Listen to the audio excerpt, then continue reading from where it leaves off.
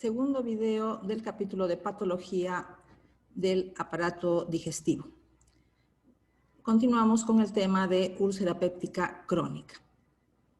El nombre péptica significa que es un daño a la mucosa, una ulceración que es causada por la secreción ácido péptica, es decir, ácido clorhídrico y pepsinógeno, que se convierte después en pepsina, como ya sabemos. En cuanto a ubicaciones posibles, todas las zonas donde se pueda encontrar mucosa fúndica y donde llegue de alguna manera la secreción ácido péptica.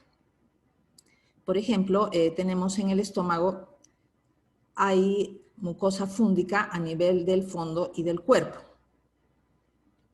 Sin embargo, la secreción ácido péptica también toma contacto evidentemente con el antro y con las primeras porciones del intestino delgado, es decir, duodeno.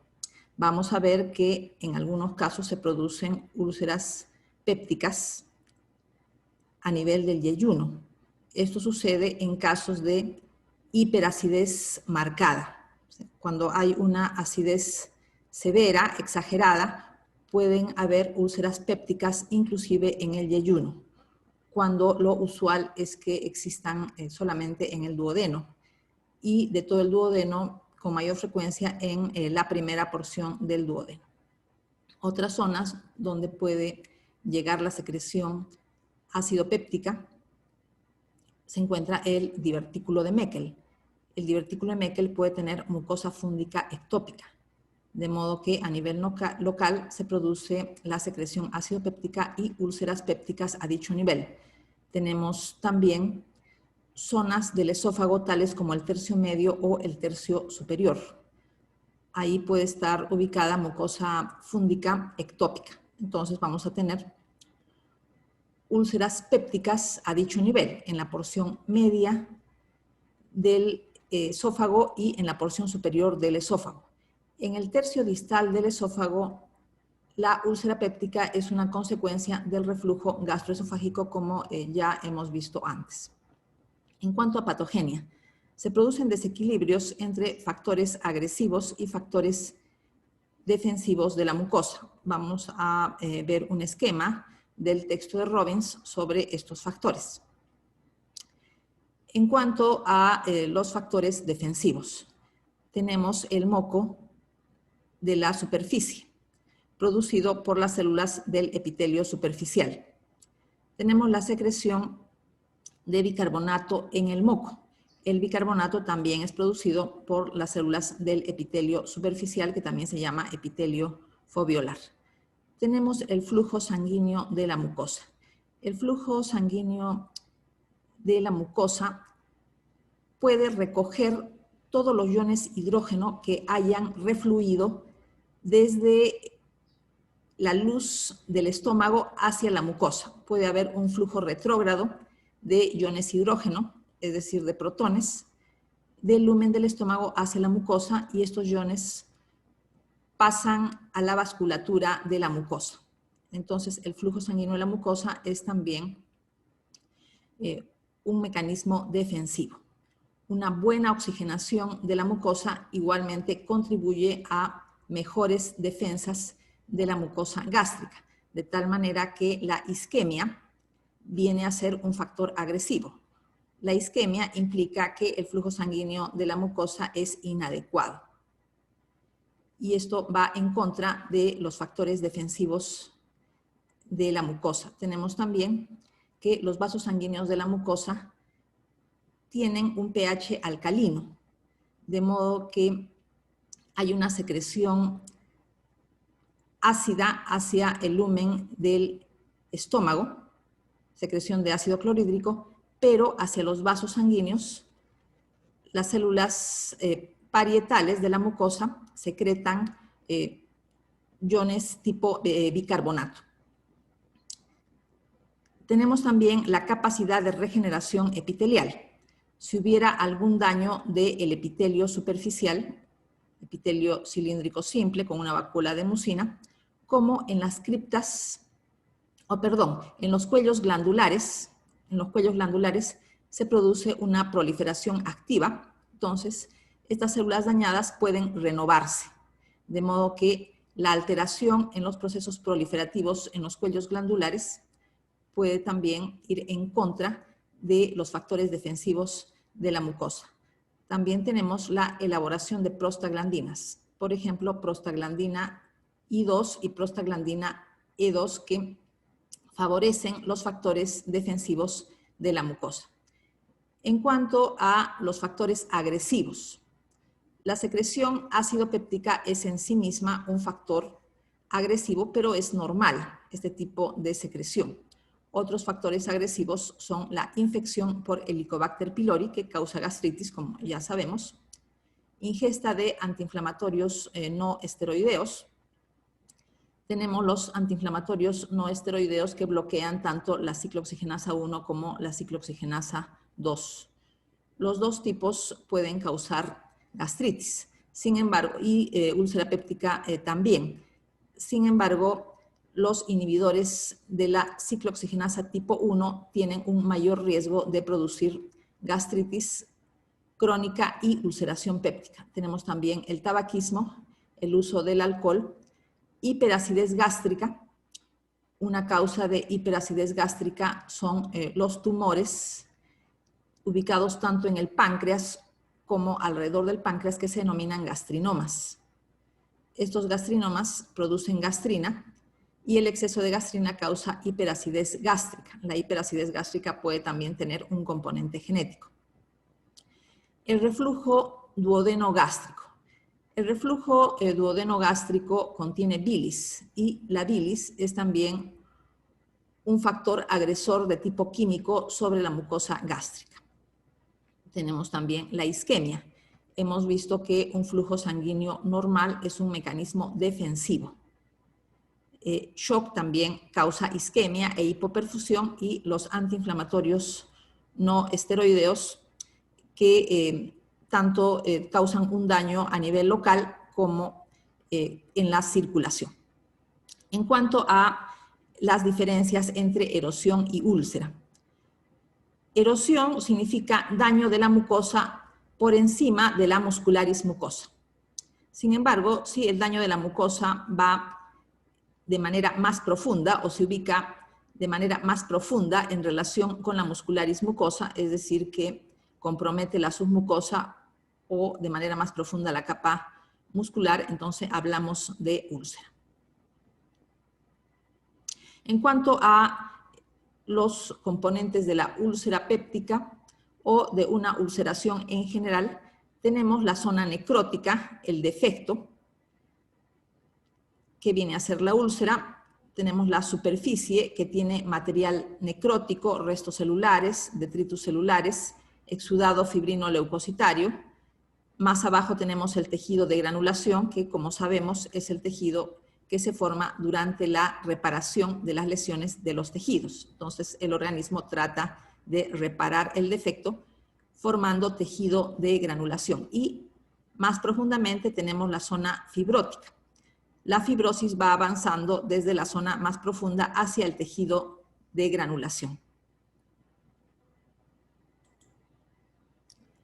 En cuanto a la hiperacidez, que es una de las causas de la úlcera péptica duodenal, se tiene que tener en cuenta que la histamina estimula los receptores H2 ubicados en el estómago, lo cual empeora la hiperacidez. La estimulación de los receptores H2 de histamina causa un aumento de la secreción ácido péptica. Por otro lado, tenemos la somatostatina, que inhibe la liberación de histamina y gastrina, es decir, la somatostatina se opone a la hiperacidez.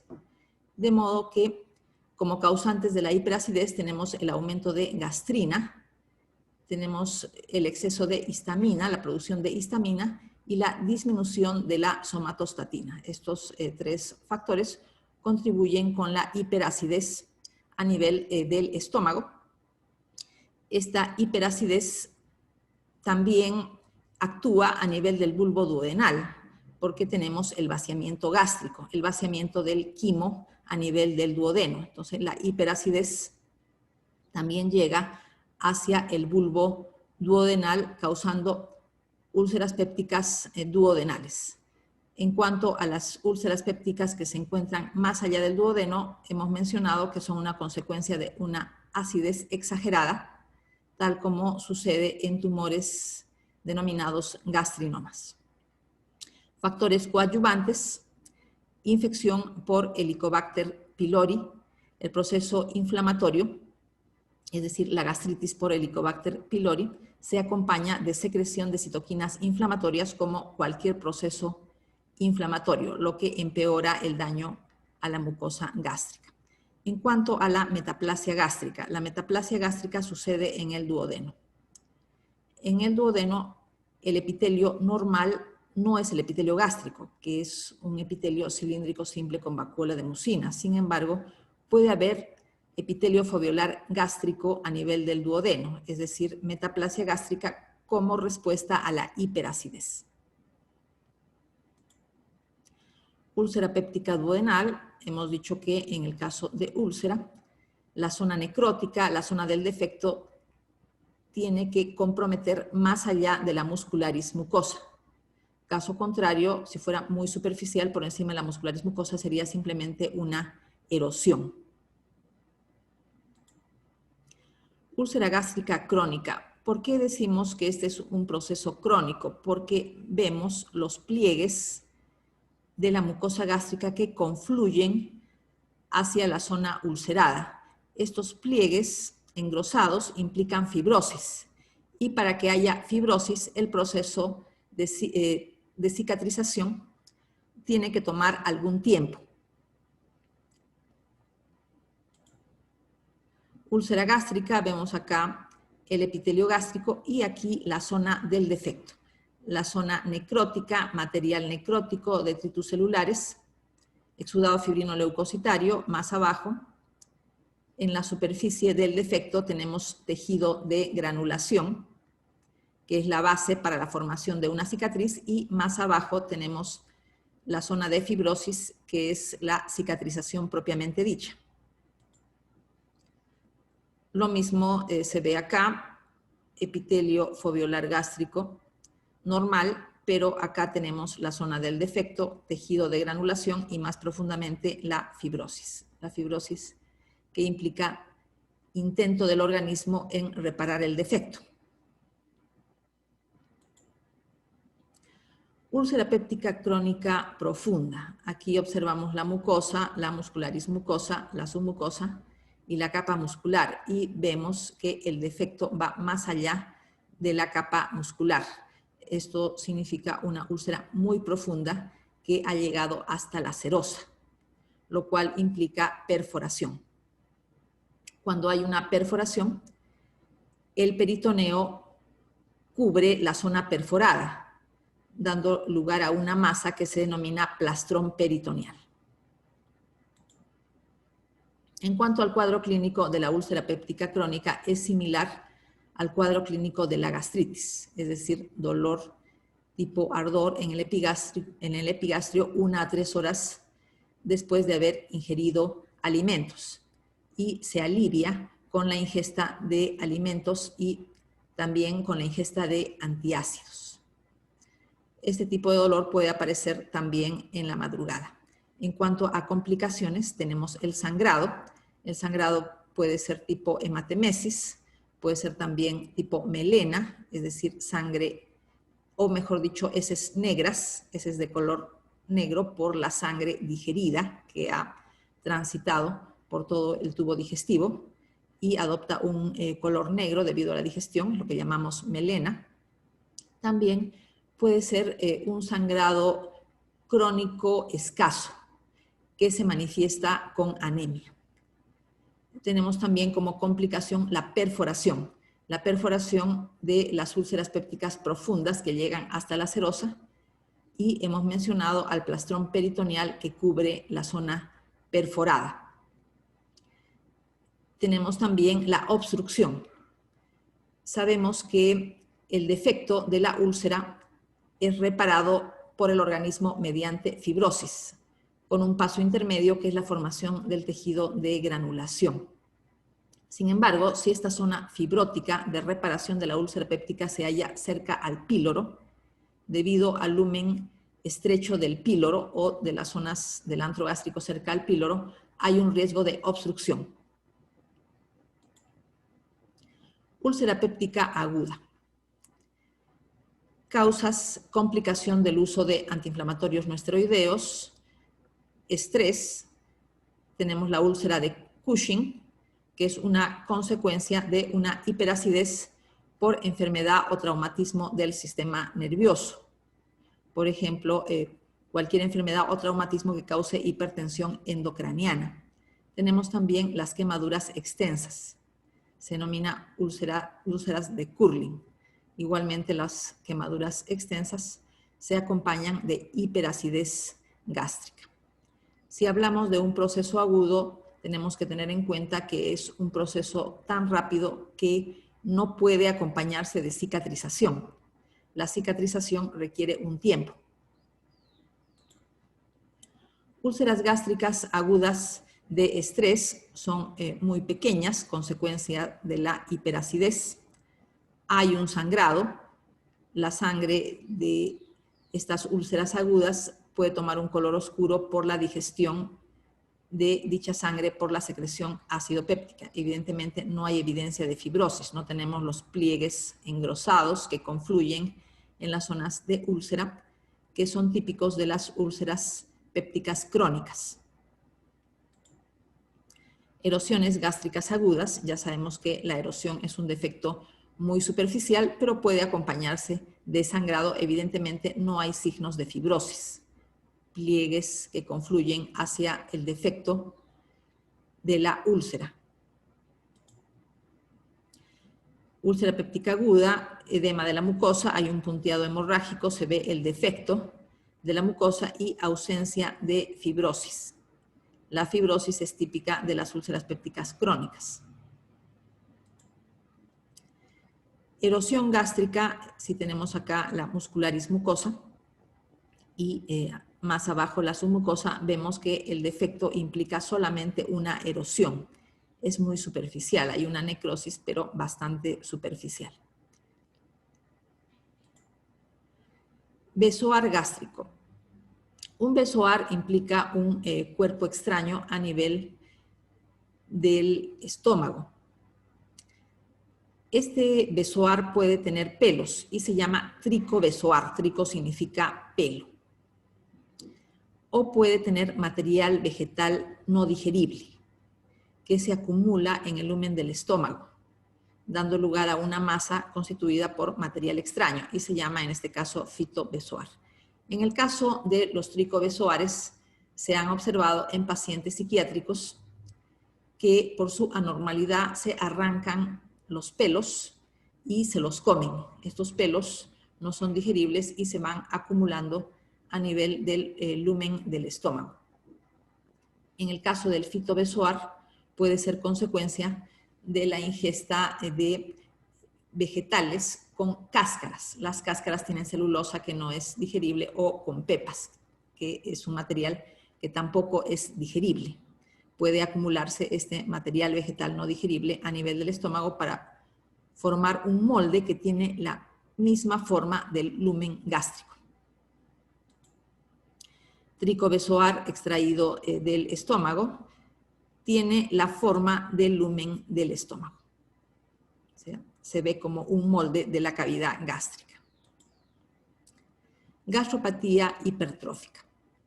Tenemos dos causas fundamentales de la hipertrofia de la mucosa gástrica. Enfermedad de Menetrier es una de las causas. Se trata de una lesión precancerosa. Los pliegues de la mucosa gástrica se hacen muy grandes, redundantes. Y por esta mucosa gástrica redundante se pierden proteínas, por lo que puede haber hipoalbuminemia y edema por disminución de la presión oncótica. También hay una pérdida de glándulas, por lo tanto hay hipocloridria. Tenemos una sobreexpresión del factor de crecimiento transformante alfa. En la gastritis hipertrófica vemos los pliegues gástricos muy largos, gruesos, redundantes. Y se han comparado a las circunvoluciones cerebrales. Por esta mucosa redundante, hipertrófica, se pueden perder proteínas. Tenemos acá igualmente los pliegues gástricos redundantes, engrosados y largos, lo que implica un aspecto cerebriforme, similar a circunvoluciones en el lumen gástrico. En cuanto a la microscopía, tenemos una disminución en el número de glándulas, por lo que esta gastritis hipertrófica tipo enfermedad de Menetrier se acompaña de hipocloridria. Hay que tener en cuenta también que es una lesión precancerosa. Las foveolas muestran una hiperplasia marcada, son muy profundas y pueden tener dilataciones quísticas y se puede ver acá también la ausencia de glándulas.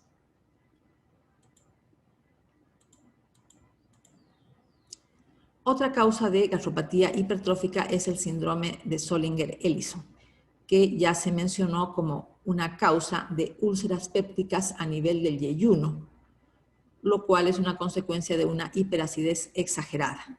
En el síndrome de Zollinger-Ellison se producen tumores productores de gastrina, que pueden ubicarse en el páncreas o zonas cercanas al páncreas.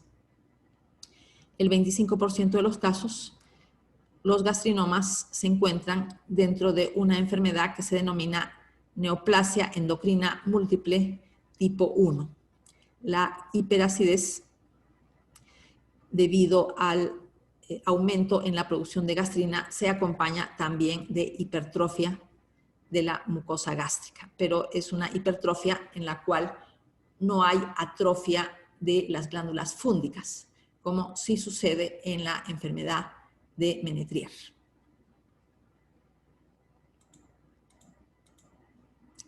Pólipos no neoplásicos del estómago. Tenemos varios tipos de pólipos no neoplásicos. Tenemos que recordar que los pólipos neoplásicos del estómago se denominan adenomas.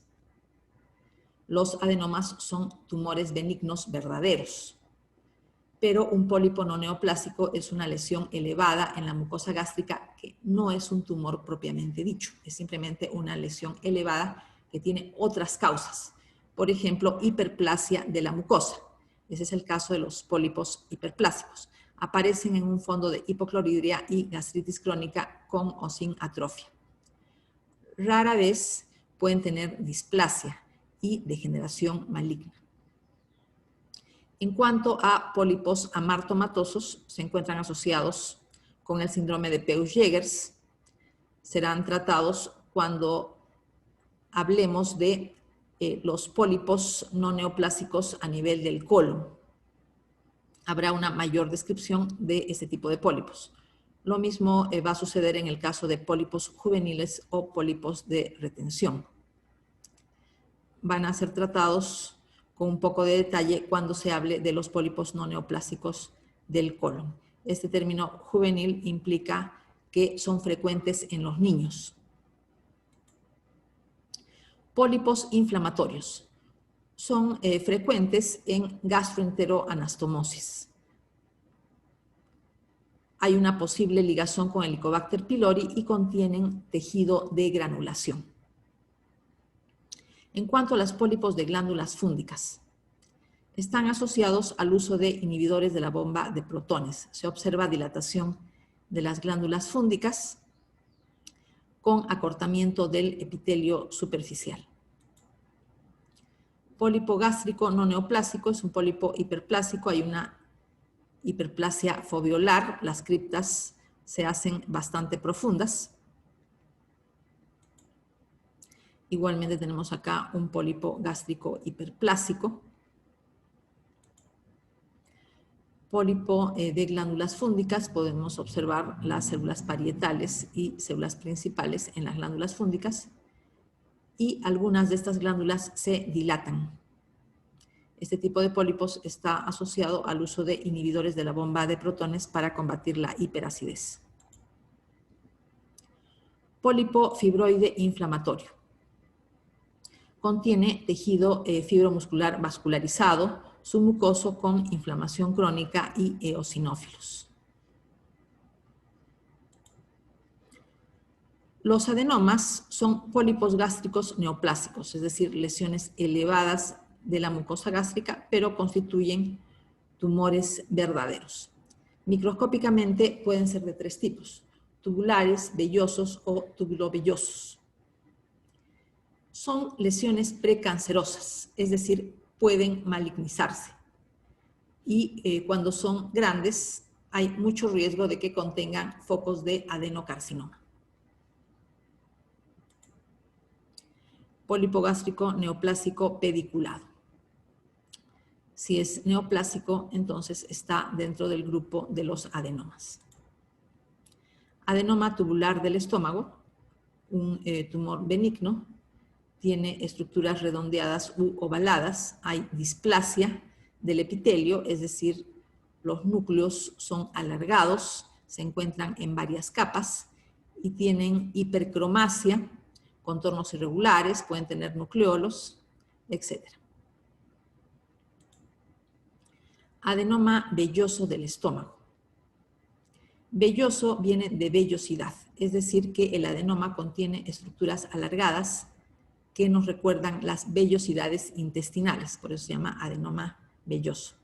Los adenomas vellosos tienen mayor capacidad de malignización en relación a los tubulares. Factores de riesgo del adenocarcinoma de tipo intestinal. Antes de hablar de estos factores de riesgo, tenemos que mencionar una clasificación del adenocarcinoma gástrico que es muy sencilla, que es la clasificación de Lauren. La clasificación de Lauren es sencilla y fácil de recordar, solo contiene 2 categorías. Se tiene la categoría del adenocarcinoma de tipo intestinal, que tiene túbulos y papilas. Y los factores de riesgo que voy a mencionar solamente se aplican al adenocarcinoma de tipo intestinal, es decir, al que tiene túbulos y papilas. La otra categoría es el adenocarcinoma de tipo difuso, que contiene células en anillo de sello. El adenocarcinoma de tipo difuso es frecuente en personas jóvenes y no tiene factores de riesgo identificados. En cuanto a los factores de riesgo del adenocarcinoma de tipo intestinal, se encuentra la infección por Helicobacter pylori, la gastritis crónica con o sin atrofia glandular, con o sin metaplasia intestinal. La metaplasia intestinal puede ser completa o incompleta. Y la displasia epitelial que acompaña a la gastritis crónica aumenta el riesgo de adenocarcinoma de tipo intestinal. Gastritis autoinmune, es decir, la gastritis que se encuentra en el contexto de la anemia perniciosa. Pólipos neoplásicos, hemos dicho que los adenomas son lesiones precancerosas. Cuando son grandes tienen mucho riesgo de tener focos de adenocarcinoma. Gastrectomía parcial por el reflujo biliar, es decir, la bilis que llega al estómago debido al reflujo funciona como un carcinógeno químico también, aparte del proceso inflamatorio que también es causado por la bilis. Enfermedad de Menetrier, una lesión precancerosa, un tipo de gastropatía hipertrófica que la acabamos de mencionar, alimentos ahumados que contienen carcinógenos tipo benzapireno, el tabaquismo, exceso de sal en los alimentos. Por eso, cuando apareció la refrigeración como un método de conservación de los alimentos, entonces se dejó de utilizar la salación para conservar los alimentos y se vio que disminuyó la incidencia del adenocarcinoma de tipo intestinal. Tenemos también los nitratos de los conservantes.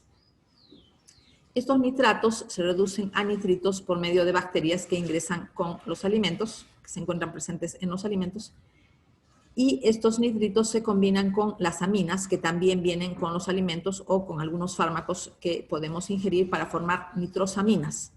Las nitrosaminas son carcinógenos. Tenemos también ingesta baja de antioxidantes. Factores genéticos asociados al adenocarcinoma de estómago. Tenemos el grupo sanguíneo A, historia familiar de cáncer gástrico, cáncer de colon hereditario no polipósico que, como podemos recordar, es causado por defectos en las enzimas que reparan el DNA.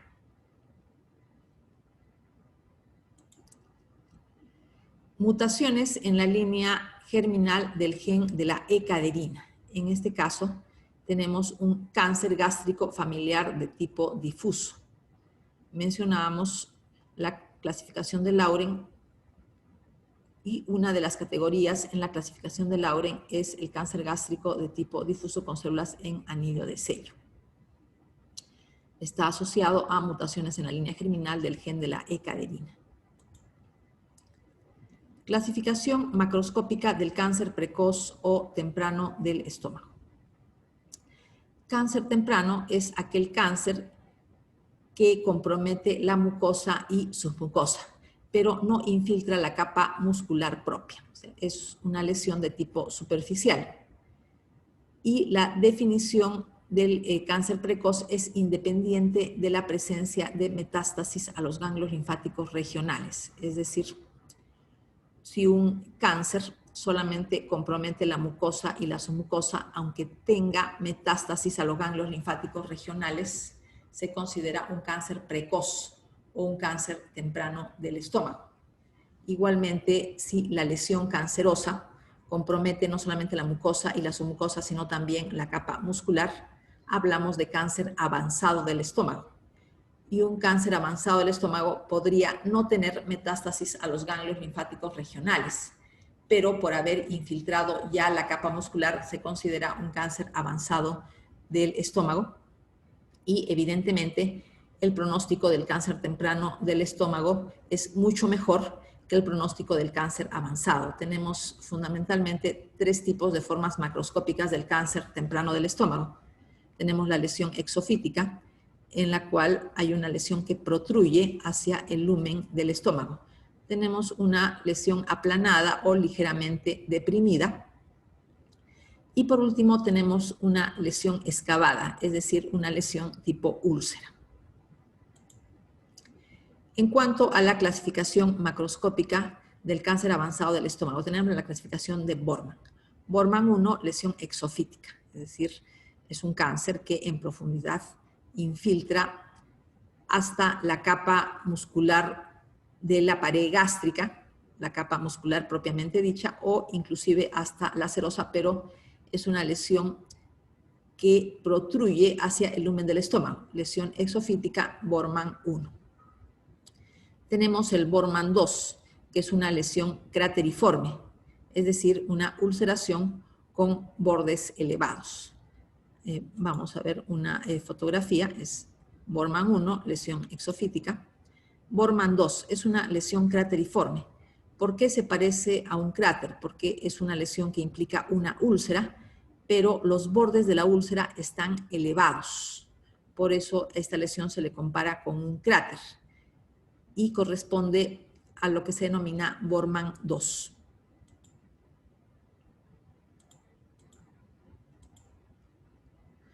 Borman 3 es una lesión excavada o una lesión, lesión excavada o una lesión ulcerada, una lesión excavada.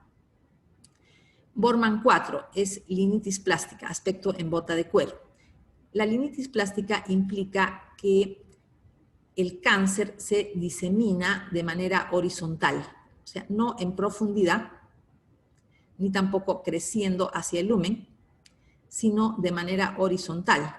Pero evidentemente, aunque sea horizontal, si es avanzado, quiere decir que ya ha comprometido la capa muscular propia. Esta diseminación horizontal, que implica una categoría de Borman tipo 4, se acompaña de una fibrosis extensa. Se denomina linitis plástica o aspecto en bota de cuero. Tenemos también el Bormann 5, en la cual no se puede asignar una categoría del 1 al 4. La macroscopía es indefinida, por lo que no se puede categorizar de una forma adecuada o puede tener una mezcla de dos tipos de Bormann. Bormann 3, una lesión ulcerada o una lesión excavada. Bormann 3, una úlcera que se extiende en profundidad. Los bordes pueden estar confluyentes, pero no están elevados. Es decir, la lesión no tiene forma de cráter. Cuando la lesión tiene forma de cráter con bordes elevados, entonces se habla de un Bormann 2. Luego, Bormann 4, linitis plástica, es un aspecto rígido en bota de cuero por la fibrosis. Hay un engrosamiento de la pared gástrica en la zona de la neoplasia. Bormann 4 es una consecuencia de un adenocarcinoma de estómago de tipo difuso, con células en anillo de sello, que se acompaña de fibrosis. Adenocarcinoma gástrico de tipo intestinal tiene túbulos, glándulas y papilas. Cáncer de estómago de tipo intestinal de la unión gastroesofágica. Podemos reconocer aquí el epitelio peroestratificado plano no cornificado del esófago y un cáncer que tiene túbulos a nivel de la lámina propia, es decir, es un adenocarcinoma de tipo intestinal de la unión gastroesofágica. Tenemos también aquí glándulas o túbulos, adenocarcinoma de tipo intestinal. El descenso en la incidencia de cáncer es en este tipo. Hemos hablado de un descenso en la incidencia de cáncer de estómago debido, por ejemplo, al uso de refrigeración para la conservación de alimentos, lo cual evita que los alimentos tengan que ser salados para conservarse. Adenocarcinoma gástrico de tipo difuso. Células con aspecto en anillo de sello, poco cohesivas, porque tienen deficiencia de caderina E, que es una proteína que interviene en la adhesión celular a nivel de los epitelios. Las células se ven redondeadas, se ven sueltas, porque no están pegadas unas con otras como sucede en el epitelio normal o como sucede en el adenocarcinoma de tipo intestinal. Las células son sueltas, independientes, tienen formas redondeadas como si fueran anillos y el núcleo está rechazado a un extremo por una vacuola de mucina. Por eso se denominan células en anillo de sello. Adenocarcinoma gástrico de tipo difuso, vemos células poco cohesivas redondeadas. Los núcleos están en un extremo, rechazados por la vacuola de mucina. Este tipo de cáncer no tiene lesiones precursoras conocidas, como si los tiene el adenocarcinoma tipo intestinal. Afecta a grupos etarios más jóvenes en relación al tipo intestinal. Inclusive se ha visto en los niños este tipo de neoplasia. Adenocarcinoma gástrico de tipo difuso, células poco cohesivas, redondeadas. La forma redonda está dada por la vacuola de mucina y la vacuola de mucina rechaza al núcleo a un extremo de la célula, por eso se describen como anillos de sello. Da lugar a un Bormann de tipo 4, que también se denomina linitis plástica. Una diseminación horizontal que se acompaña de una fibrosis severa, lo que da lugar a un aspecto rígido de la pared gástrica. Se ha comparado a una bota de cuero, como ya se mencionó. Dejamos el tema de adenocarcinoma y pasamos a las proliferaciones linfoides del estómago. Los linfomas del estómago pueden ser de bajo grado, contienen linfocitos pequeños, o de alto grado, pueden tener linfocitos de mayor tamaño, tienen mayor agresividad biológica porque han acumulado una mayor cantidad de mutaciones. Tenemos también los linfomas de tipo MALT. Este término MALT significa tejido linfoide asociado a mucosas. Los linfomas de tipo MALT pertenecen al grupo de linfomas de bajo grado. Papel del Helicobacter pylori en la génesis de linfomas de bajo grado. Nosotros sabemos que el Helicobacter pylori causa gastritis crónica, es decir, acumulación de células linfoides a nivel de la mucosa del estómago. Inicialmente, estos linfocitos que se acumulan en el estómago son de tipo benigno, pero empiezan a proliferar. Empiezan a proliferar debido a que se activa una vía proliferativa de los linfocitos, que es la vía del factor nuclear KB. Entonces hay una proliferación, que es una consecuencia de la infección por Helicobacter pylori. Esta proliferación linfoide implica un linfoma en realidad, pero es un linfoma de bajo grado que puede regresionar cuando se elimina el Helicobacter pylori. Se elimina el estímulo de la gastritis crónica. Hay una regresión de esta proliferación linfoide atípica. Sin embargo, estos linfocitos en proliferación, debido a la infección por Helicobacter pylori, ya hemos mencionado cuál es la vía proliferativa que se activa, están predispuestos a adquirir mutaciones adicionales.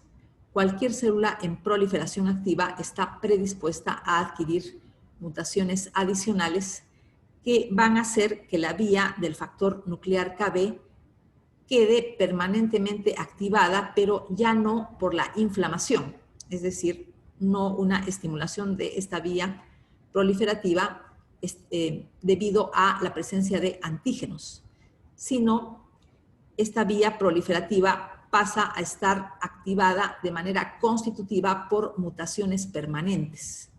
En esos casos, el linfoma MALT de estómago ya no puede regresionar aunque se combata la infección por Helicobacter pylori con el uso de antibióticos, y puede evolucionar a un linfoma de alto grado de mayor agresividad biológica.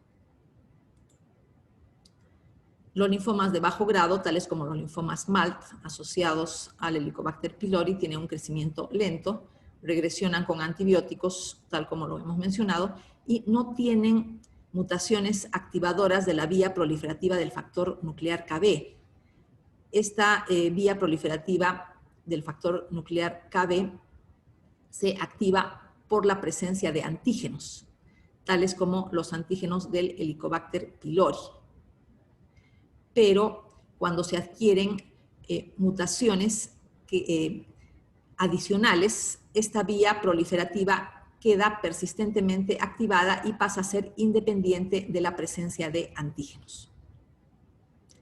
En cuanto a la microscopía, tenemos que estos linfomas MALT contienen abundantes folículos linfoides, abundantes células plasmáticas y lesión linfoepitelial, que quiere decir linfocitos atípicos en el epitelio mismo del estómago. Macroscópicamente son similares a carcinomas, es decir, pueden tener lesiones exofíticas, pueden tener lesiones crateriformes, ulceradas, etc. Más bien, lo que no se ve es una lesión tipo limnitis plástica. Es muy raro en el caso de linfomas, pero las otras formas de Bormann sí se pueden observar. La lesión linfoepitelial significa la presencia de linfocitos atípicos en el epitelio de las glándulas con destrucción de las mismas.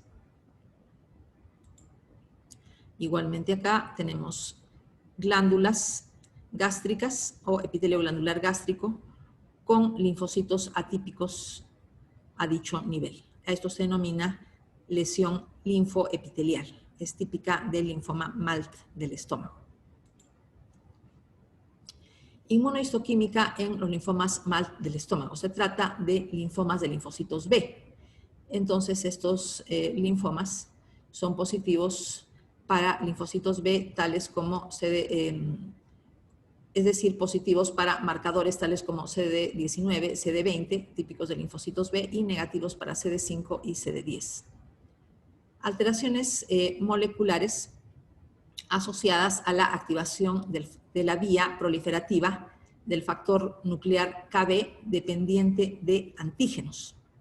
Eso sucede al inicio de la proliferación linfoide, cuando ésta es estimulada por la presencia de Helicobacter pylori.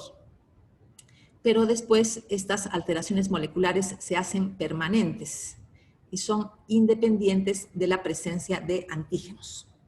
Tenemos la translocación 11-18 Q21-Q21. A nivel del cromosoma 11, el brazo largo, región 21, se ubica la proteína API2, que es la proteína es el gen que codifica la proteína 2 inhibidora de la apoptosis. Y en el cromosoma 18, región 21, se ubica el gen MLT, que significa mutado en el linfoma MALT. Es una translocación típica de estos linfomas. Y tenemos otras translocaciones que causan sobreexpresión del gen MALT, que ya hemos dicho dónde se ubica, en qué cromosoma se ubica, y también sobreexpresión de BCL10. ¿De qué manera una translocación que sucede en linfocitos B puede causar sobreexpresión de alguna molécula? Ya sabemos que dicha translocación tiene que colocar al gen en cuestión al costado de moléculas que estén permanentemente expresándose en linfocitos B, tales como la cadena pesada de inmunoglobulinas, que está, como ya sabemos, expresada de manera constante en este tipo de linfocitos, de modo que una translocación de algunos de estos genes al costado de esta molécula va a causar pues una sobreexpresión de los mismos. Pasamos a tumores del estroma gastrointestinal. Las siglas son GIST, tumor del estroma gastrointestinal, siglas en inglés. Los tumores del estroma gastrointestinal pueden ser derivados del músculo liso. Tenemos el caso de los leiomiomas, leiomioblastomas, que son leiomiomas epitelioides, de mayor agresividad biológica que los leiomiomas, o leiomiosarcomas, que son tumores malignos. Pueden ser derivados del tejido nervioso, con diferenciación hacia células de Schwann, o sea, schwannomas, o diferenciación neuronal hacia plexo mioentérico. A esto se denomina plexomas o GANTs. GANT significa tumor de nervios autonómicos gastrointestinales. Tenemos también que estos tumores pueden tener diferenciación dual, al mismo tiempo diferenciación hacia músculo liso y tejido nervioso, son muy raros. Y podemos tener, por último, los tumores del estroma gastrointestinal que no tienen diferenciación ni hacia músculo liso ni hacia tejido nervioso. Y estos son los verdaderos GIST. Los verdaderos GIST derivan de las células intersticiales de Cajal, que son las células marcapaso intestinales encargadas del origen del peristaltismo. En cuanto a marcadores de inmunohistoquímica positivos en los GIST, tenemos c-KIT o CD117, que es un receptor del factor de crecimiento de células STEM o células madre. Tenemos también el CD34, que es el factor de crecimiento de este tipo de células. Igualmente tenemos a un marcador de inmunohistoquímica que se denomina DOG. DOG viene de la expresión en inglés que significa Discovered on Hist, o sea, descubierto en Hist. Son las siglas en inglés de la molécula DOG, Discovered on Hist, descubierto en Hist. Mutaciones descritas en tumores del estroma gastrointestinal. Hemos mencionado a las mutaciones del c-KIT que causan sobreexpresión del mismo. Mutación de la subunidad alfa del receptor del factor de crecimiento derivado de plaquetas. Y mutaciones del complejo succinato deshidrogenasa mitocondrial, es decir, mutaciones de genes que codifican este tipo de enzimas. Tiene varias isoenzimas. Para tratamiento del GIST se utiliza el mismo fármaco usado en el tratamiento de la leucemia mieloide crónica, nosotros podemos recordar al imatinib o Gleevec, que es un inhibidor de la tirosina quinasa quimérica producida por la translocación 922 en la leucemia mieloide crónica. El mismo tipo de fármaco se puede usar en el caso de HIST. HIST ubicado en la capa muscular gástrica, tenemos aquí los pliegues hacia abajo, mucosa gástrica normal y una neoplasia pediculada. HIST, masa cubierta por mucosa intacta, es decir, es un tumor del estroma, no es un tumor del epitelio, está cubierto por mucosa gástrica. Microscópicamente, los HIST pueden tener proliferaciones de tipo fusiforme, proliferaciones de células alargadas. Aquí tenemos también proliferaciones de tipo fusiforme. En esta fotografía se puede notar la atipia de los núcleos. Las células son alargadas o fusiformes.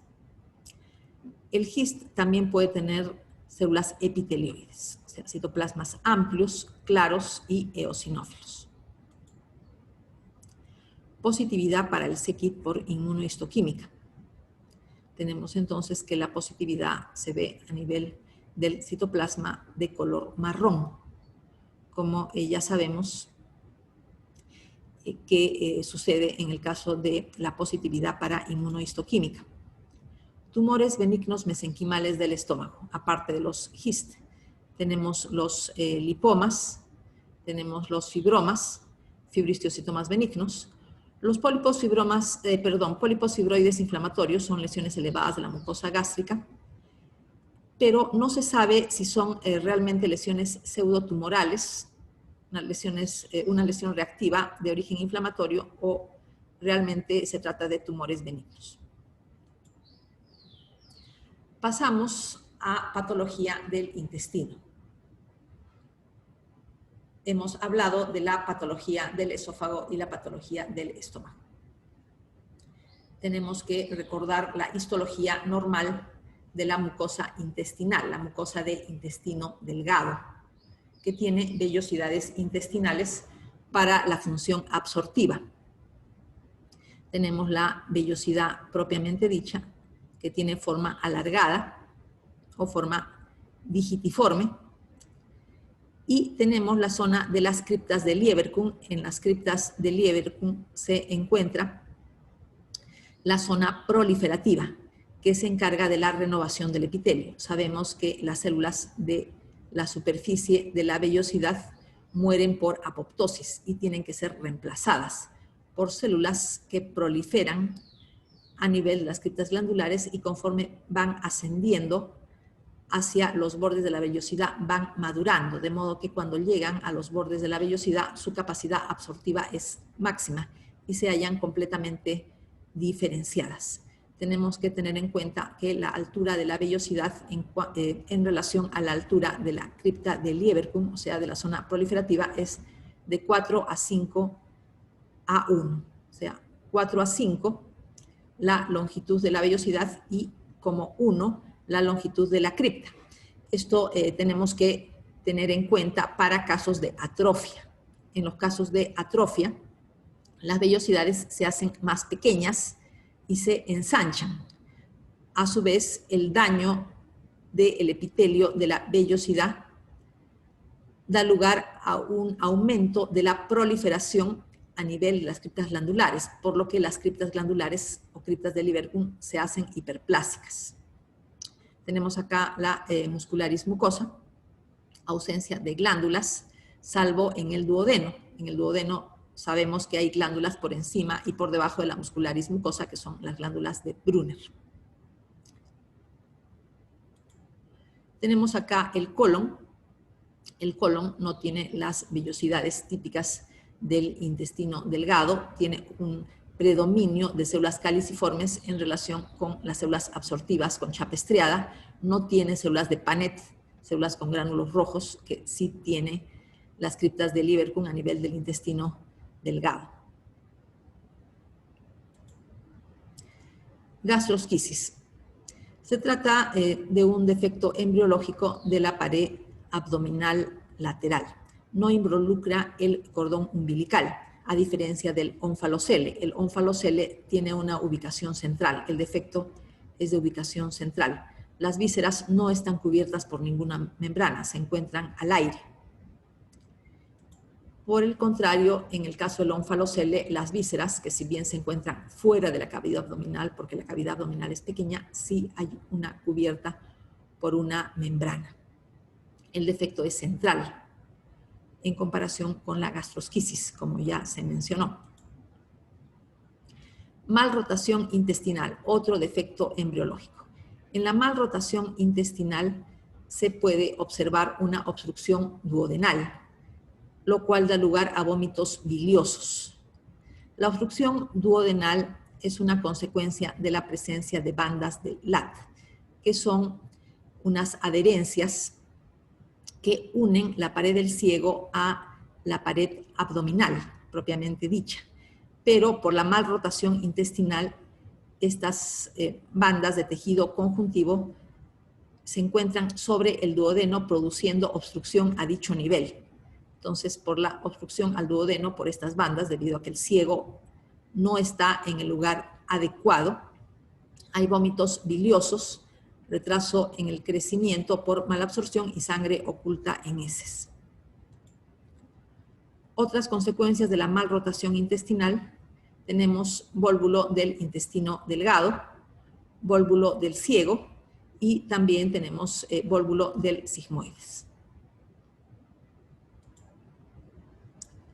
Atresia duodenal. Frecuentemente coexiste con síndrome de Down. En este caso podemos reconocer el hígado. Aquí tenemos el hígado, tenemos la vesícula biliar, tenemos el esófago, tenemos el estómago, tenemos el duodeno muy dilatado y acá una zona de atresia duodenal.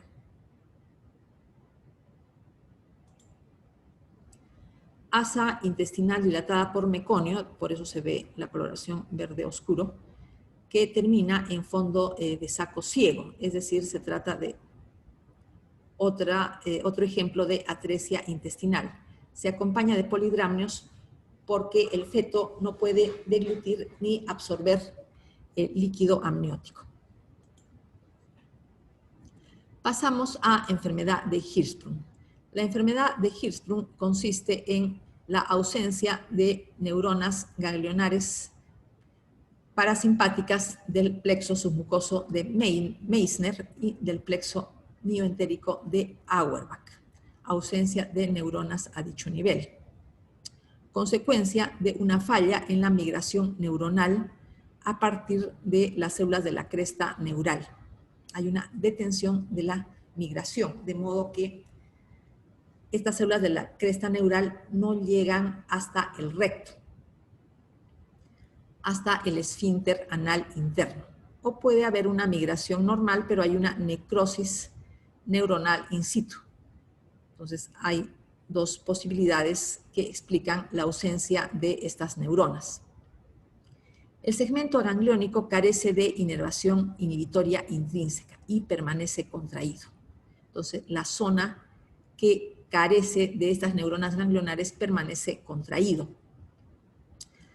Por lo que la zona proximal, que sí tiene neuronas ganglionares, está dilatada. Hay una retención del material fecal. No puede pasar de manera adecuada a la zona defectuosa, la zona que carece de células ganglionares, porque esta zona está hipercontraída. Tenemos acá una zona dilatada, que es la zona que precede a la zona de estrechamiento carente de neuronas ganglionares. Tenemos acá un enema de bario donde se ve la zona de obstrucción con una dilatación proximal. Igualmente acá, zona proximal dilatada, es decir, una zona con megacolon que precede a la zona contraída, que es la zona defectuosa, la zona carente de neuronas ganglionares.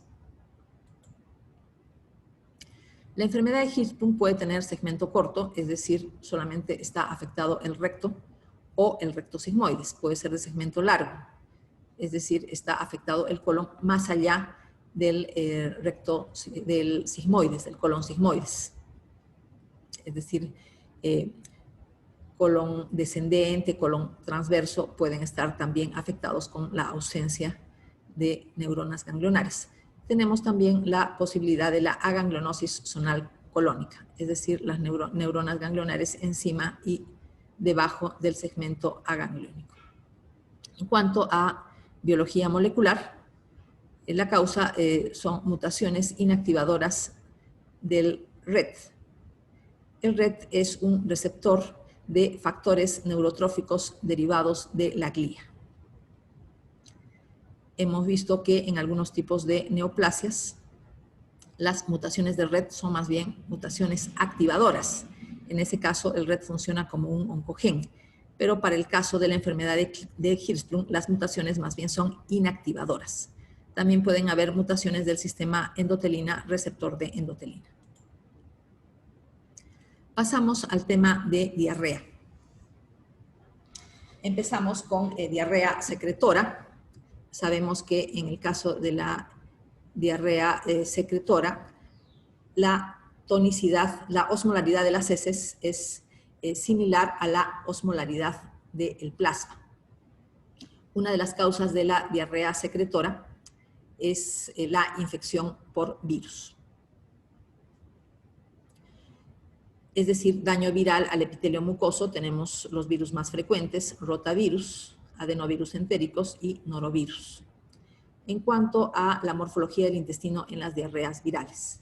En las diarreas virales, las células que infiltran la lámina propia de la mucosa del intestino son fundamentalmente linfocitos. Estos linfocitos también pueden estar presentes en el epitelio del intestino y hay una atrofia leve de la mucosa, acortamiento y ensanchamiento de las vellosidades intestinales.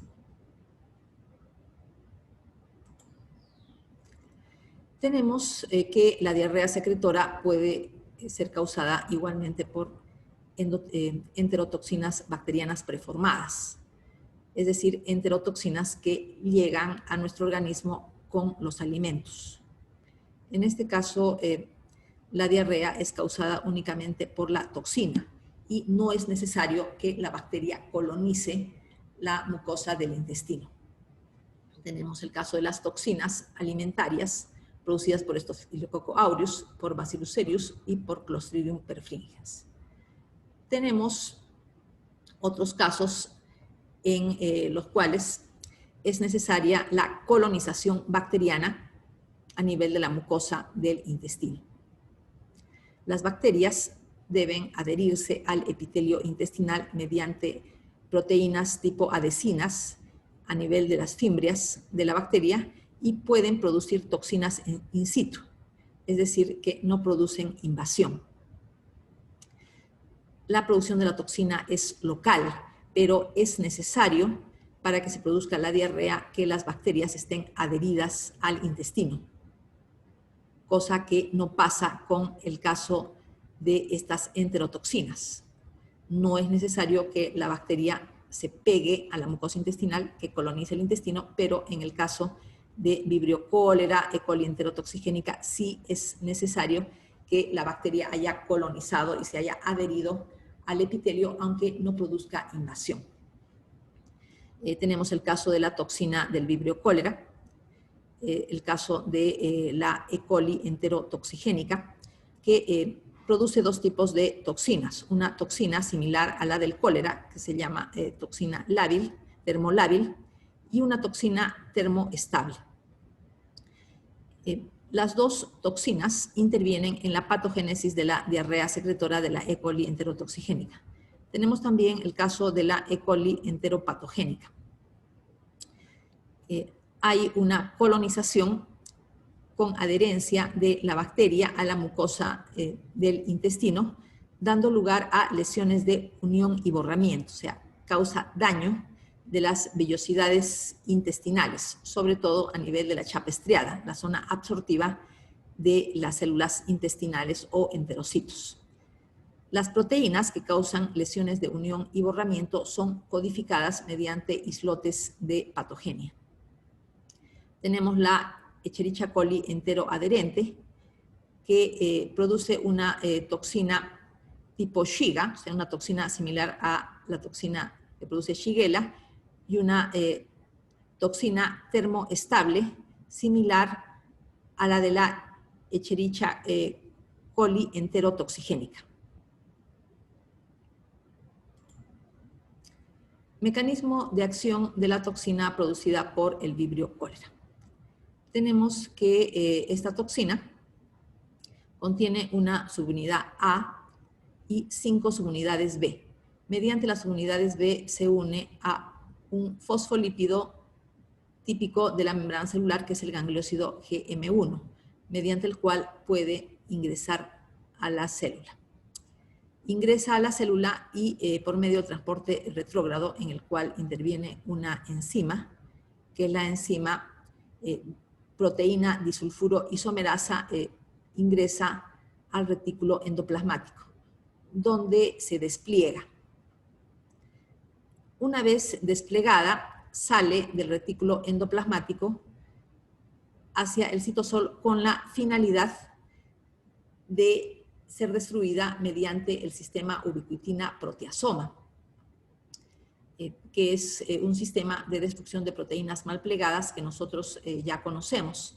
Sin embargo, una vez que llega al citosol, escapa de la destrucción del proteasoma adoptando un plegamiento correcto. O sea, nuevamente adopta un plegamiento adecuado, con lo cual escapa de la destrucción del proteasoma.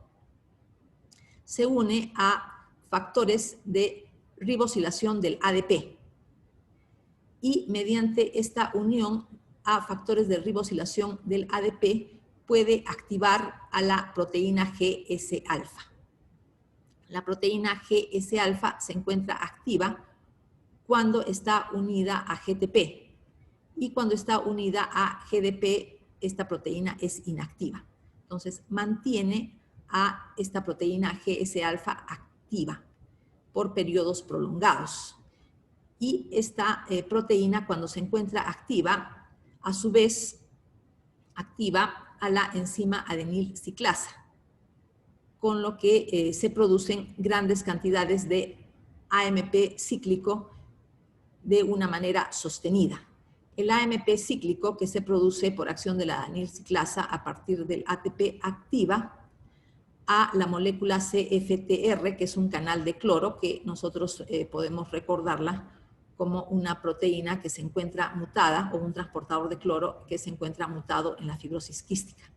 Una activación constante de este canal de cloro produce la secreción de cloro, sodio y agua al lumen intestinal, con lo cual se produce la diarrea secretora. En la diarrea osmótica, la osmolaridad de las heces es mucho mayor que la osmolaridad del plasma. Tenemos que se produce una deficiencia de lactasa.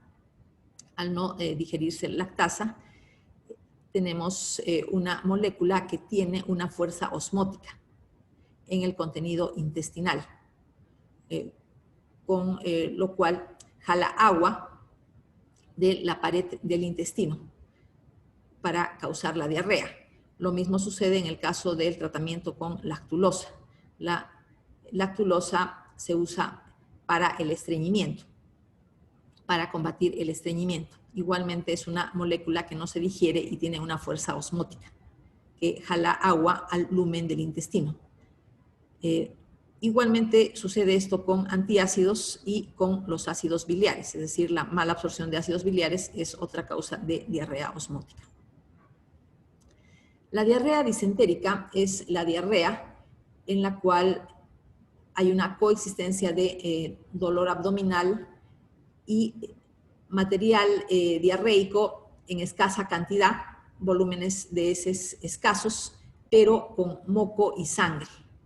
Si hay moco y sangre, quiere decir que hay una lesión notoria de la mucosa, que llega a la erosión o también a la ulceración. Para que se produzca esta lesión de la mucosa, las bacterias tienen que invadir y destruir las células epiteliales, no simplemente colonizar, como sucede, por ejemplo, con el caso de Vibrio cólera o con Escherichia coli enterotoxigénica. En este caso hay una destrucción de células del epitelio intestinal, es decir, de los enterocitos con invasión de la lámina propia, lo que explica el sangrado. Entre las causas tenemos bacterias tales como Shigella, que produce una citotoxina que daña el epitelio del intestino, salmonelas notíficas y la salmonela tífica, que igualmente destruye epitelio intestinal y penetra de manera preferente a nivel de las placas de Peyer, causando ulceración de las mismas. Otra característica de la infección por salmonela es la producción de hiperplasia del sistema retículo endotelial, es decir, hay una proliferación de histocitos. Esta proliferación de histocitos se puede ver a nivel local, por ejemplo, a nivel de las placas de Peyer, y también en otras zonas, tales como los ganglios linfáticos, tanto mesentéricos como de otras zonas del organismo y del vaso.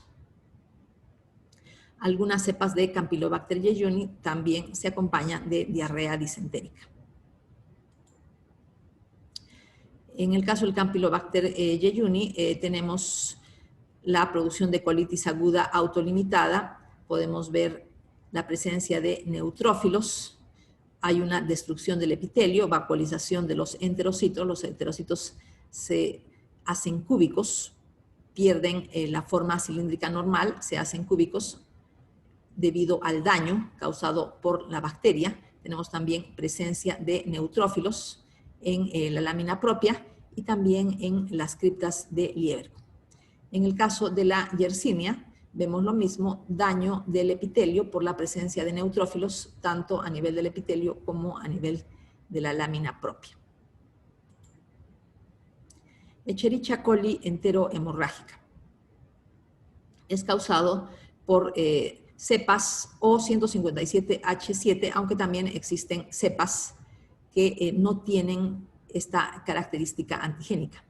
Causan isquemia, atrofia y erosión superficial. Podemos ver acá que los enterocitos se hacen cúbicos, pueden vacuolizarse, pueden destruirse, y también tenemos hiperemia a nivel de la mucosa, edema y presencia de neutrófilos. En este caso tenemos Escherichia coli enteroinvasiva. Igualmente neutrófilos a nivel tanto del epitelio como de la lámina propia. Si hay una invasión, entonces la diarrea es de tipo disentérico. Enterocolitis por Shigella. Tenemos la presencia de microulceraciones por la destrucción del epitelio y por la penetración de las bacterias hacia la lámina propia. Otras bacterias causantes de desintería: Yersinia enterocolítica y Yersinia pseudotuberculosis. Una característica de las infecciones por Yersinia es la producción de granulomas, tanto a nivel de la pared intestinal como a nivel de ganglios linfáticos mesentéricos. Se ha mencionado la Escherichia coli enteroinvasiva como causante de diarrea disentérica. Escherichia coli enterohemorrágica. Puede fabricar una citotoxina similar a la de Shigella. Tenemos cepas O157H7 y las cepas que no son O157H7, o sea, no tienen esta característica antigénica. Escherichia coli enterohemorrágica se asocia a la producción de síndrome urémico hemolítico. Colitis pseudomembranosa. Es causada por la proliferación anormal de Clostridium difficile en el colon. Una de las causas de la proliferación anormal de Clostridium difficile en el colon es la erradicación de la flora normal debido al uso de antibióticos de amplio espectro. Hay muchas bacterias que pueden producir diarrea asociada al uso de antibióticos. Sin embargo, solo Clostridium difficile puede producir colitis pseudomembranosa. Las pseudomembranas son una consecuencia de producción de gran cantidad de citoquinas inflamatorias y de apoptosis de las células del epitelio intestinal debido a toxinas del mismo Clostridium. Tenemos acá un caso de colitis pseudomembranosa. Las pseudomembranas se ven como placas blanquecinas que están pegadas a la mucosa del intestino. Hemos visto que hay un proceso inflamatorio severo que produce daño al epitelio de la mucosa intestinal con la acumulación de fibrina y neutrófilos que se adhieren a las zonas con erosiones y con ulceraciones en la mucosa intestinal. Tenemos aquí también el exudado blanquecino, que vienen a ser las pseudomembranas. Están constituidas, como ya mencioné, por fibrina y por neutrófilos. Desde el punto de vista microscópico se puede ver en la colitis pseudomembranosa la presencia de pseudomembranas, fibrina y neutrófilos en la superficie. Estas membranas macroscópicamente son blanquecinas y están pegadas al intestino, y también el daño al epitelio. Las toxinas bacterianas producen necrosis y apoptosis del epitelio intestinal. Trofozoitos de Giardia lambria, vemos acá una de las causas de diarrea por parásitos. Las giardias no invaden la mucosa del intestino, están adheridas a la mucosa duodenal. La infección por giardia puede ser asintomática o puede causar diarrea y malabsorción. Cryptosporidium es otra causa de diarrea, pero se describió por primera vez en pacientes con SIDA, como causante de diarrea en pacientes con SIDA. Los esporozoitos da la impresión que estuvieran en la superficie, que estuvieran pegados a la superficie del enterocito. Sin embargo, en realidad están cubiertos por una fina capa de citoplasma. Estos esporozoitos se ven negros porque se ha utilizado una coloración con plata. Diarrea por aumento de la motilidad intestinal. Tenemos el caso del acortamiento intestinal. Hay un acortamiento intestinal cuando ha habido necesidad de resecar parte de intestino delgado. Por ejemplo, por neoplasia, por enfermedad inflamatoria intestinal, por obstrucción de alguna otra causa. El intestino queda más corto por esta razón, por extirpación de parte de él. Otra causa es disfunción neural, o sea, intestino irritable. Hipertiroidismo, causa también aumento de la motilidad intestinal, neuropatía diabética, síndrome carcinoide. La hipermotilidad intestinal puede acompañarse de dolores tipo cólico y es causado por los aumentos de niveles de serotonina a nivel de la sangre. Hay un hiperperistaltismo debido a esa causa. También síndrome del intestino delgado contaminado. La cantidad de bacterias del intestino delgado es baja. Llegan muy pocas bacterias al intestino delgado debido a que la mayoría es eliminada por la secreción ácido péptica del estómago. Sin embargo, en algunos casos hay una proliferación de bacterias en el intestino delgado cuando hay alguna zona de estasis, por ejemplo, divertículos, presencia de asa ciega, asa en fondo de saco ciego por algún procedimiento quirúrgico. También tenemos el caso de la atrofia de la mucosa fúndica que causa hipocloridria o acloridria. Al disminuir la secreción ácido péptica hay mayores posibilidades de que lleguen bacterias al intestino delgado porque se pierde la posibilidad de destrucción por la secreción ácido péptica.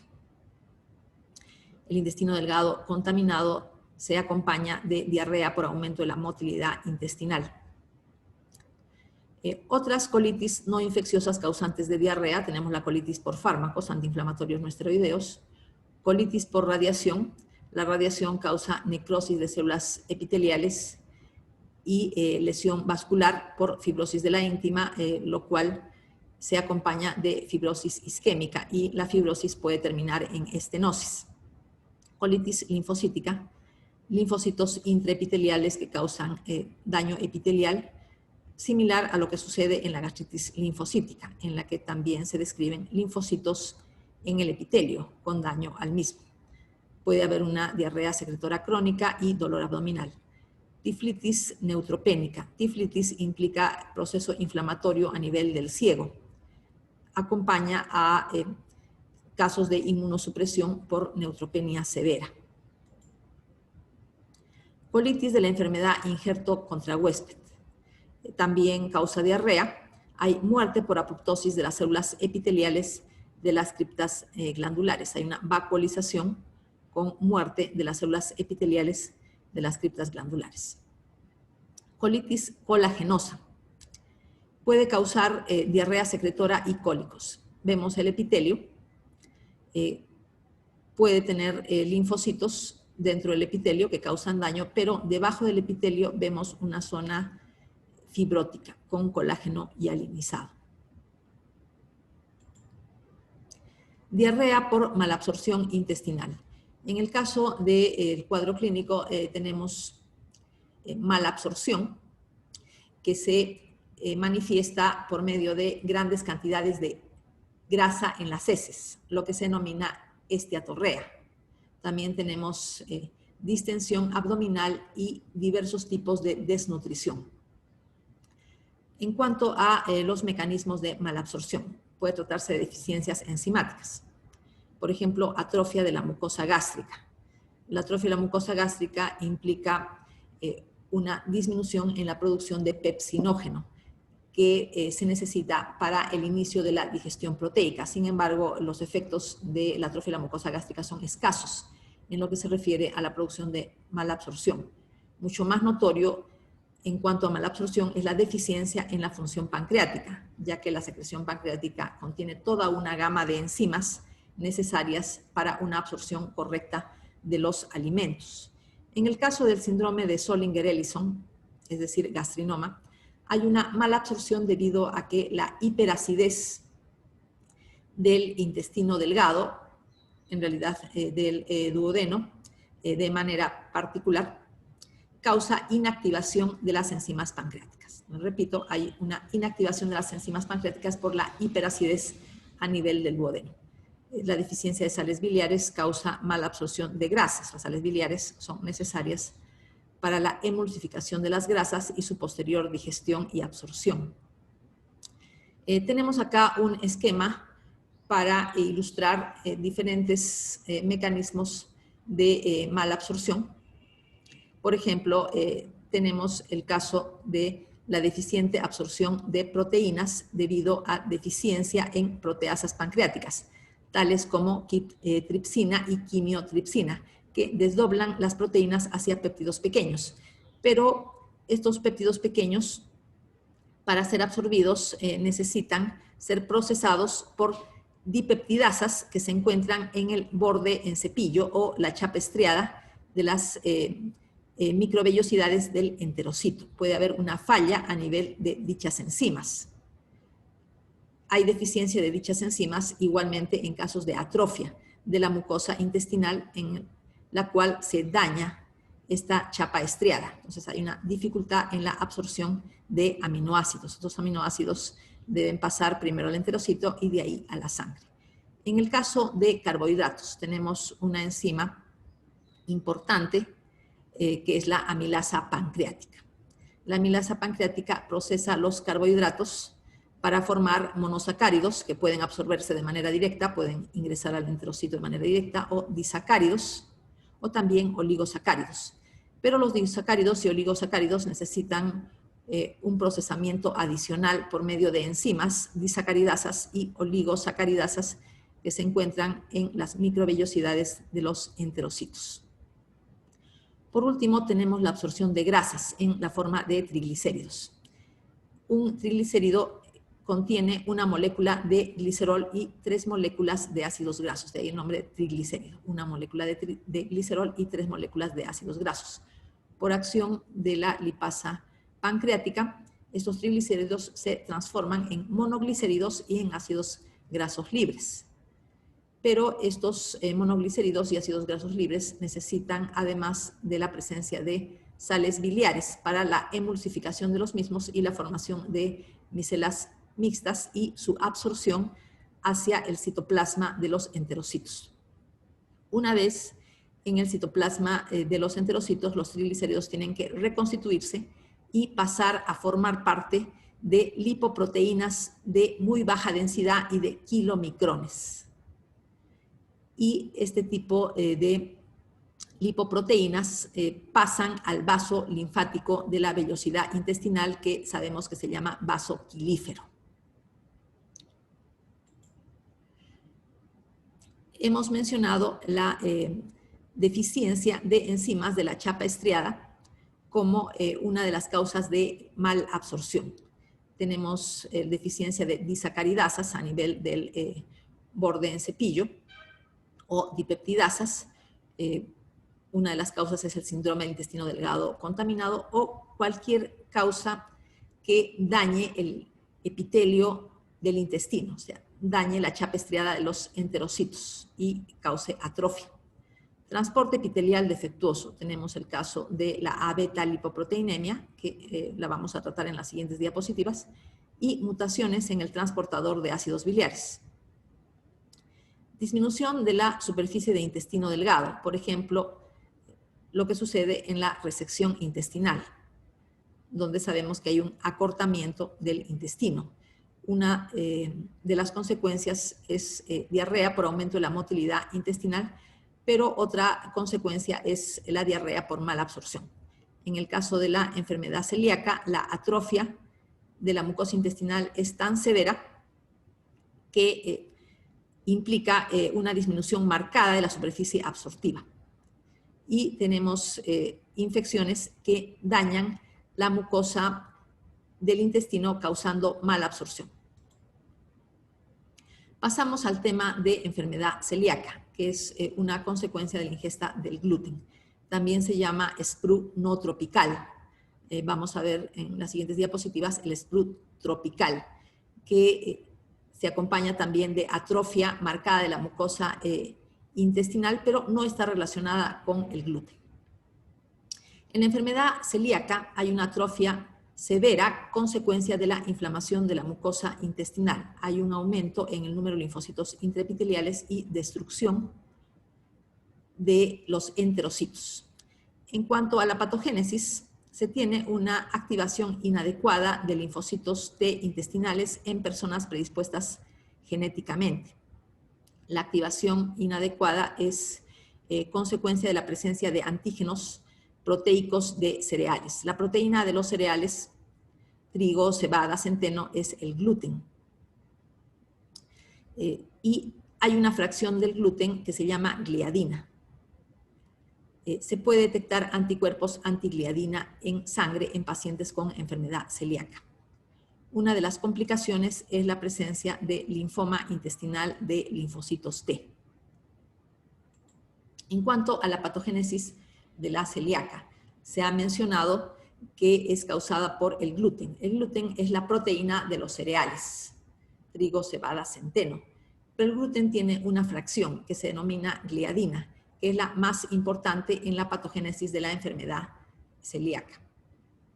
Tenemos entonces, en cuanto a la patogénesis, que hay una estimulación de los enterocitos, y estos enterocitos estimulados producen una citoquina inflamatoria que es la interleuquina 15.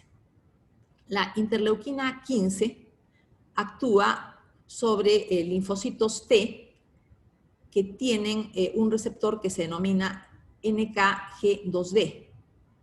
Este receptor se une a una proteína del enterocito que es la proteína MICA,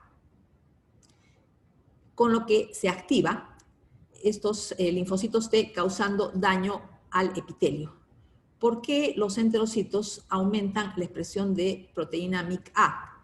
Es una consecuencia del estrés producto de la inflamación. Después de que estos linfocitos T destruyan la mucosa, ya hemos dicho cómo se activan, ya hemos hablado de la interacción entre MICA y este receptor. Hay un daño al epitelio, lo cual aumenta la penetración de la gliadina hacia la lámina propia. Esta gliadina es desaminada por medio de la enzima transglutaminasa tisular. Esta gliadina desaminada es presentada como antígeno por células presentadoras de antígeno en personas genéticamente predispuestas. Hay una activación de los linfocitos T como consecuencia de esta presentación de antígenos, y estos linfocitos T fabrican citoquinas proinflamatorias que empeoran el daño al epitelio intestinal. Entonces tenemos daño al epitelio intestinal por linfocitos T y por citoquinas inflamatorias. También se tiene la estimulación de la inmunidad humoral por la colaboración de linfocitos T helper, que reconocen estos antígenos ya presentados. Se fabrican anticuerpos antigliadina, antiendomicio y antitransglutaminasa, que sirven como marcadores de la presencia de la enfermedad. Esta destrucción de linfocitos T causa atrofia de la mucosa intestinal y causa malabsorción, diarrea por malabsorción. Cuando hay una destrucción de las células del epitelio intestinal, tiene que haber una hiperactividad de las criptas glandulares, la zona proliferativa. Las criptas glandulares proliferan de manera exagerada en relación a lo normal porque tienen que reemplazar todos los enterocitos que han muerto debido a la enfermedad mixta. Entonces tenemos una atrofia de la mucosa intestinal, ensanchamiento y aplanamiento de vellosidades intestinales con hiperplasia de las criptas, que es una característica microscópica de la enfermedad celíaca, con linfocitos intraepiteliales evidentemente. Se ve acá entonces que la atrofia de la mucosa intestinal es tan severa que se pierde la estructura de vellosidades, que es normal en el intestino delgado. Se aplana tanto la mucosa del intestino delgado que se parece al colon. Tenemos gran cantidad de linfocitos intraepiteliales que ya sabemos que contribuyen al daño del epitelio, y las criptas glandulares se hacen hiperplásicas. Ya hemos mencionado por qué tiene que haber una hiperproliferación e hiperplasia de las criptas glandulares. Otras causas de atrofia severa de vellosidades tenemos el kwashiorkor, desnutrición proteica, y el sprut tropical, que lo vamos a mencionar más adelante. Se tiene que tener en cuenta que la atrofia de la mucosa intestinal en los pacientes con celíaca es a predominio del duodeno. En cambio, en el sprut tropical se observa una atrofia difusa, no solamente en el duodeno, sino en todo el intestino delgado. Pasamos al tema de sprut tropical. También se llama enteropatía ambiental, recordando que la celíaca se le denomina sprut no tropical. Es decir, hay similitudes, atrofia de la mucosa del intestino con malabsorción. Una de las diferencias es que hay una alteración en todos los niveles del intestino delgado en el sprut tropical. En cambio, en la celíaca la alteración es fundamentalmente en las primeras porciones del intestino, es decir, en el duodeno. El sprut tropical tiene una distribución geográfica definida. En países con malas condiciones sanitarias, se ha descrito en África, en Australia, Latinoamérica y Asia. Se parece a la celíaca porque hay una atrofia de vellosidades intestinales y hay una inflamación crónica de la mucosa. Pasamos a otra causa de malabsorción, que es la enfermedad de Whipple. También se llama lipodistrofia intestinal. La lámina propia se llena de macrófagos con material Paz positivo. Este material Paz positivo contiene restos de bacilos, que son los causantes de la enfermedad de Whipple. Entonces, la enfermedad de Whipple es en realidad una enfermedad infecciosa. La bacteria causante se denomina Troferina whippelli. El problema en la enfermedad de Whipple es que los histiocitos que han fagocitado la bacteria no la pueden destruir por completo y la bacteria permanece en el interior de los fagolisosomas. Entonces, es un defecto en la función de los histiocitos. El material es Paz positivo. y esto puede ayudar a diferenciarlo, por ejemplo, de casos de tuberculosis en pacientes con una inmunosupresión severa, en la cual también se acumulan histiocitos en la lámina propia con ensanchamiento y aplanamiento de vellosidades intestinales, solamente que en la tuberculosis o en la enfermedad por micobacterias atípicas, estos histiocitos tienen grandes cantidades de bacterias. En estos casos, o sea, en casos de la enfermedad de Whipple, los histocitos tienen gran cantidad de material Paz positivo y las bacterias parcialmente digeridas se detectan con microscopio electrónico. Tenemos entonces acá los fagolisosomas llenos de restos de bacilos que no se han digerido de manera adecuada. Tenemos cortes transversales, una micrografía electrónica. Acá tenemos también fagolisosomas. Tenemos acá un fagolisosoma, acá otro fagolisosoma con restos de bacilos parcialmente digeridos. Tenemos acá B, que significa los restos de los bacilos parcialmente digeridos. Se acumulan en los fagolisosomas de los histiocitos. Y estos histiocitos, a su vez, se acumulan en la lámina propia de las vellosidades intestinales, causando aplanamiento y ensanchamiento, por lo tanto, malabsorción. A-beta-lipoproteinemia. En este caso existe una mutación de la proteína microsomal de transferencia de triglicéridos. Y esto implica que no se pueden formar de manera correcta lipoproteínas en el interior de los enterocitos. Los triglicéridos no se absorben como tales, sino se absorben como monoglicéridos y como ácidos grasos libres, pero en el interior de los enterocitos se reconstituyen los triglicéridos y tienen que ser transferidos al componente proteico de las lipoproteínas tipo VLDL, o sea, lipoproteínas de muy baja densidad y kilomicrones. Esa transferencia es defectuosa en la A-beta-lipoproteinemia. Entonces, no se pueden formar estas lipoproteínas que deben pasar al vaso linfático de la vellosidad o también vaso quilífero. En este caso hay un fracaso en la absorción de ácidos grasos esenciales. Se observa en la microfotografía del epitelio intestinal que los enterocitos adoptan un aspecto vacuolado debido a que retienen grasas, no tienen el aspecto eosinófilo normal. Hay una retención de grasas en el epitelio de los enterocitos porque no se pueden ensamblar de manera correcta los kilomicrones y las proteínas VLDL, o sea, lipoproteínas de muy baja densidad. Finalización del segundo video de patología de aparato digestivo.